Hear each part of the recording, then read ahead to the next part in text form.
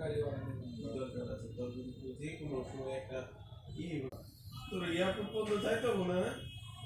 2 ঘন্টা 10 মিনিট আছে, আপনার আমি সাথে যেমন কতটা বুঝলি? 6 টাকা